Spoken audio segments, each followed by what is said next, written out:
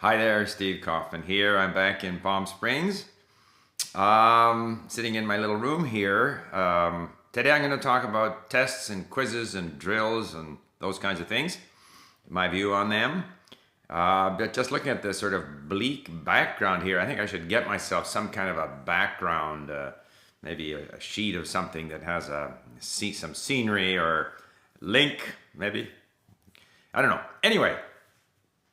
Back in Palm Springs, and of course I come down here because my wife doesn't like it when it rains all the time in Vancouver. We had a week of snow even, which is a bit uncommon. But here the weather isn't all that great, but still it's 20, 22 degrees centigrade, whereas at home now it's like 8 or 6 and raining, and before we left it was like 0 or 2 minus and snowing. And so here you can get out and walk. I've already been on my bicycle and tool around and studying my Arabic and Farsi. Tests. So the reason I want to talk about this is that I follow different people on Twitter, and there's a professor, I think it's Willingham, who is an expert on education, whom I very much respect, and I enjoy whatever he tweets. And he said that most students won't do the optional questions after whatever subject they're studying, even though, he says, retrieval is so important for improving our learning and our memory. And retrieval means like answering questions about what you have just read. So I was thinking about this as it relates to language learning. He, of course, wasn't talking about language learning. He was talking about some other, it could be chemistry or history or anything else, where if you answer questions, you're forced to jog your memory and look for meaning, and that this helps you retain things. And I'm thinking, now, does this apply to language learning? Of course, my own prejudice is that I never do these tests, drills, questions. I hate them. If they have them in a book that I buy, like inevitably writers of textbooks feel that they have to make these drills and questions, and I never do them. What I might do is I might look up the answers at the back of the book, because it'll tend to have these patterns. So if they were testing you for, certain verb forms or the genitive or the whatever it might be, then you'll see 10 or 15 examples there. And so I like exposure. I like repeated exposure to patterns, to forms and stuff like that. And I resist doing these tests. I hate them, in fact. I won't do them. And getting back to Professor Willingham, I guess a lot of students won't do them either. But what I'd like to know, and I want to get your response and views on this, is, does it really help us retrieve, like if you're learning science or history, then yes, you want to try to retrieve these facts. But when we're learning a language, if the main thing in language learning is your enjoyment and the time you spend with the language and taking it in, and then even talking to people, but talking about things of interest, significant things that have meaning. And of course, when you are speaking, then you are trying to retrieve the language. Even when you are reading new material, say I'm reading the transcript, as I now have transcripts of podcasts in Arabic or Persian, then as I see my screen on Link, I have blue words that are new, so there I'm not retrieving anything, I'm getting a meaning. But yellow words are words that I have saved before that I now no longer remember. So I go there, but I don't scratch my head trying to remember what they mean. I don't, spend a lot of time thinking about what's the meaning. I just go and get it right away. That's how we designed the mini stories as well. We have questions after each mini story, and the mini story has, of course, part A and part B, so 2 different points of view, 2 different times, maybe different person. And then we have questions where we provide the answer. We say, Steve is making a video. Is Steve watching television? No, Steve is making a video. So the answer is given to you, the statement is given, the question is asked, and then the answer is provided. And so that the same vocabulary, more or less, is provided 3 times quite quickly. And I find that is more effective than questions. So when I'm listening to this while doing the dishes or driving my car, I'm not scratching my head trying to think, what was Steve doing? I just hear it. And so it's just washing over me.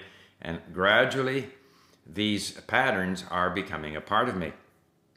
And I saw a very interesting video by Manfred Spitzer because I had an exchange with someone in German, and pretty soon you'll see that here. I spoke to Katja, who has a channel for German.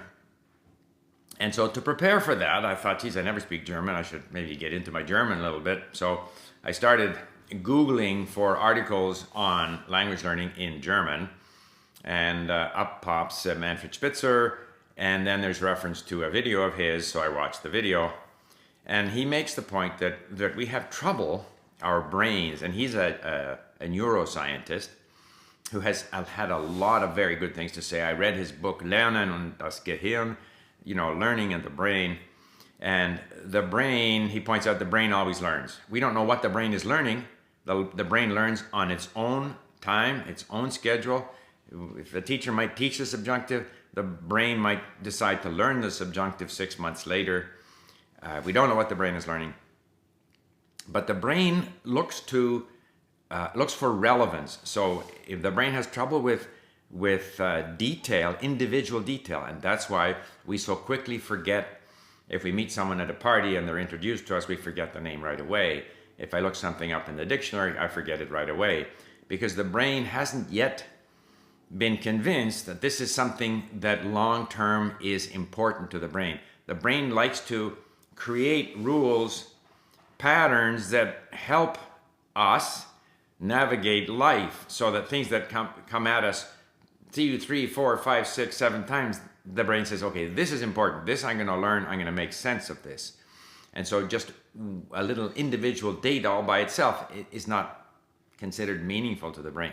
And that's why, at least in language learning, sort of flooding your brain with lots of content where similar words and patterns show up in different contexts, the brain says, aha, this is important here. I got to figure out what the pattern is.